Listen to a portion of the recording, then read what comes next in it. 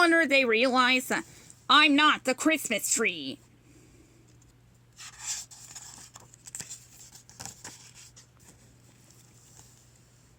It should be Julian and Newary all year long.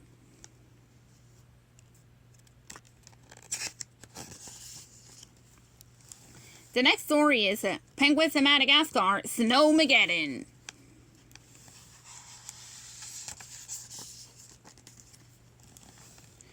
It was the day of the super big game between the New York Behemoths and the Miami Mayhem. Got my pre-game hype and my super fan gear and my tasty array of greasy, artery-clogging snacks, Skipper told Marlene happily. But Skipper hadn't planned on Rico's pre-game as super snack attack. Oh great, now we gotta execute another snack mission, Skipper said. Come on, boys. Actually, Skipper, Kowalski said, Private and I are going to pass on the game. According to Kowalski's research, fall was the perfect time to observe the annual end of photosynthetic glucose production. No, plus the leaves are so pretty, Private enthused. All right, boys, Skipper said. Report back on those leaves. Kowalski and Private had just established their fall leaves observation posts in the park when Fred dropped by to find out what was going on. We're watching the leaves change, Private explained. Oh wait, change it to what, though? Fred asked. Kowalski sighed.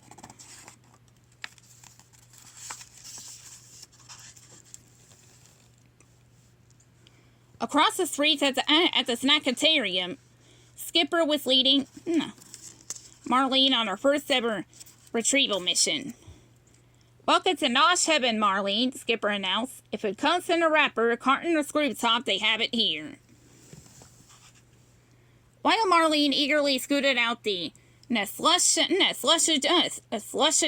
machine, Skipper came up with a plan of action. Let's start with the sticky food group, he commanded. Suddenly, an urgent news bulletin blared from the TV. It's freakish and it's here, Guilforce warned ominously. The storm of the century. If you are outside, get inside. And if you're inside, stay there. Because this is Snowmageddon. Title drop. At that moment, Skipper and Marlene realized they had more immediate problems than Snowmageddon. Their arch nemesis X, as in former animal control, exterminator, temporary zookeeper, fishmonger, Officer X, was in the building. It was only a matter of time before they were discovered.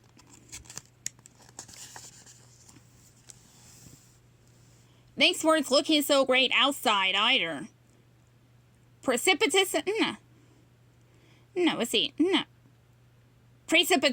Kowalski said as the snow began to fall.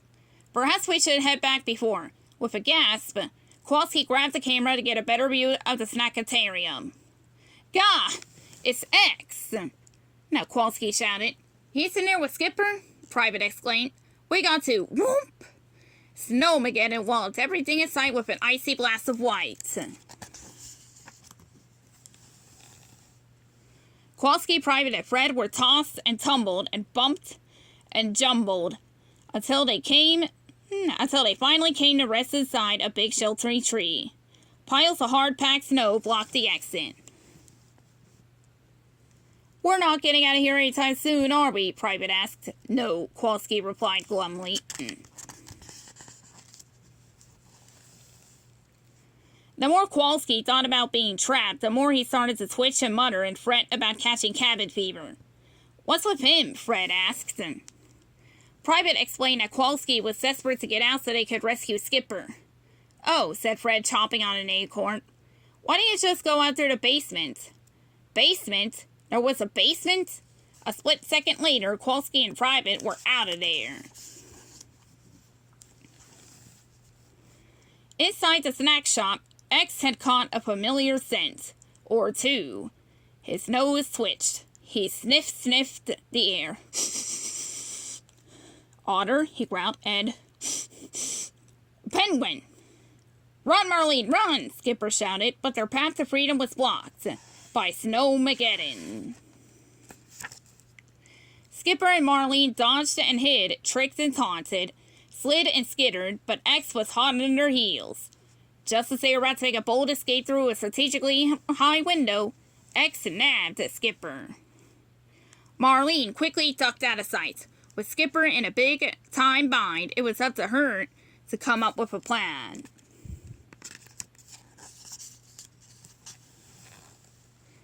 While X was on the phone with Animal Control, Marlene got busy sniffing at the slushuccino machine with every juiceable item she could find. I trudged through 100 blizzards to deliver you to justice, X told the Skipper gleefully. If you're gonna do that, be sure to hydrate, Marlene called out from her perch on the supercharged slushuccino machine. Marlene pulled the lever and the machine blasted a path clear out of the snack shop. It was a brilliant operation, until X captured them both just outside the store. Oh, wait. Suddenly, bam! A heavy metal manhole cover hurtled into the air and landed with a bone-crunching thud on X's foot. Ow! Ow! X bellowed as Skipper and Marlene turned the tables with a couple of well-executed moves. By the time Private and Kowalski jumped out of the manhole ready for action, Skipper and Marlene had already saved the day. Now, let's get home so I can at least see the end of the game, said Skipper. Wow, a real nail-biter. Never have I seen a more exciting finish, the TV anchor announced just as Skipper entered the room. Rico was cheering wildly. Skipper looked around. Oh, well, he might have missed a super big game, but his team had taken on snowmageddon and put off a super big win. The end.